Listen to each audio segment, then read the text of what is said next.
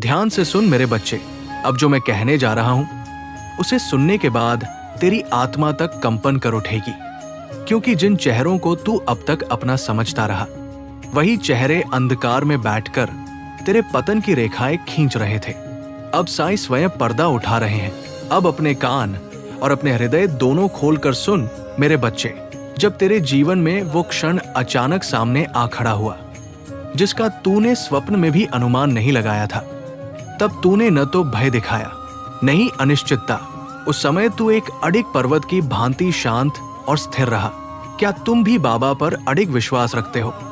तो कमेंट में लिख, बाबा मुझे सफल करो। ऐसा प्रतीत हुआ मानो मेरी कृपा से तू पहले से ही इस परीक्षा के लिए तैयार था।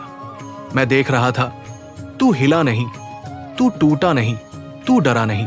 ये इस बात का संकेत है कि तेरी आत्मा पहले से ही मजबूत है। आज जो संदेश मैं तुझे दे रहा हूं, उसकी गहराई को साधारण शब्दों में समझना कठिन है। ये संदेश इस बात का प्रमाण है कि जो शत्रु तेरे विरुद्ध अंधकार में षड्यंत्र रच रहे थे, उनकी चालें कितनी दूर तक पहुंच चुकी थी। वे कितनी चतुराई से अपनी गतिविधियों को छिपाए हुए थे। जब वे अपनी दुर्भावनापूर्ण योजनाओं को अत्यंत सावधानी और चालाकी से आगे बढ़ा रहे थे, तब तू अपनी मासूमियत और पवित्रता में उनकी वास्तविक मंशा से पूरी तरह अनभिज्ञ था।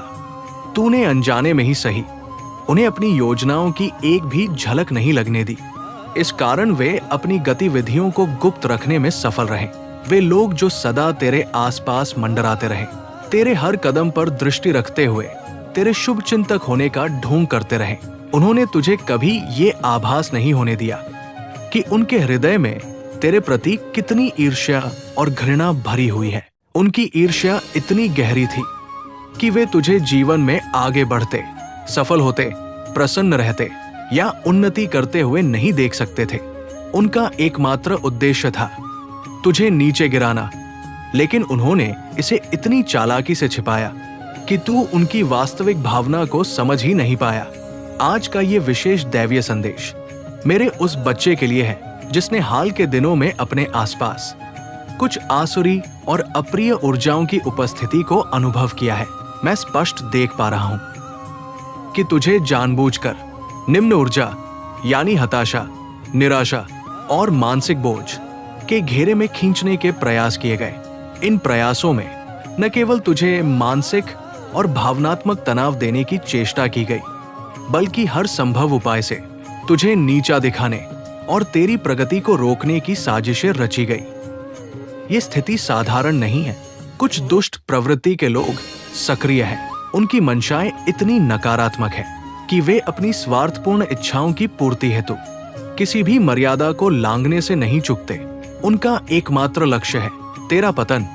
मैं अपनी दिव्य दृष्टि से देख रहा हूं कि इन अधर्मियों में से कोई एक या एक से अधिक लोग तेरे साथ सीधे विवाद में उलझना चाहते हैं। वे चाहते हैं कि तू क्रोधित हो, अस्थिर हो, भावनात्मक रूप से टूट जाए, क्योंकि उनका वास्तविक उद्देश्य है तेरी आध्यात्मिक ऊर्जा को कम करना, तेरी सकारात्मक शक्ति, तेरी आंतरिक शांति, तेरा आत्मबल।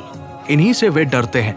वे जानते हैं कि जब तक तू उच्च कंपन में रहेगा, तब तक उनकी कोई भी कुटिल योजना सफल नहीं होगी। उनकी योजनाएं तभी सफल होंगी जब तू स्वयं को कमजोर अनुभव करेगा, जब तू उदास होगा, जब तू नकारात्मकता में डूब जाएगा। इसलिए उनका पूरा ध्यान तुझे मानसिक रूप से तोड़ने पर है। लेकिन सुन मेरे बच्चे, ऊपर बैठा परमात्मा उनकी हर चाल से आगे है। अब वे तुझे उकसाने का प्रयास करेंगे, तेरे परिवार के बारे में बोलेंगे, तेरे आत्मसम्मान पर चोट करेंगे। लेकिन साईं तुझे चेतावनी दे रहे हैं, तुझे किसी भी विवाद में नहीं पड़ना है। शांति ही तेरा कवच है, संयम ही तेरा अस्त्र है। यदि कोई तुझे भड़काए तो मौन रखना, यदि कोई तेरे विरुद्ध विष उगले तो क्षमा रखना, क्योंकि जब तू शांत रहता है तब मैं स्वयं तेरी ओर से युद्ध लड़ता हूं।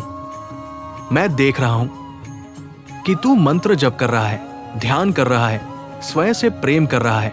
यही कारण है कि उनकी नकारात्मक शक्तियां तुझे स्पर्श भी नहीं कर पा रही।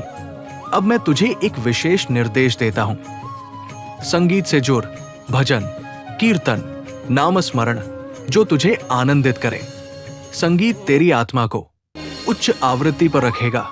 जितना अधिक तू प्रसन्न रहेगा, उतना ही उनकी योजनाएं विफल होंगी। अपने आशीर्वाद गिनना शुरू कर। जो तेरे पास है उसके लिए कृतज्ञ हो। कृतज्ञता सबसे ऊंची ऊर्जा है। याद रख मेरे बच्चे, मैं तेरे साथ हूं। हर श्वास में हूं, हर संकट में हूं,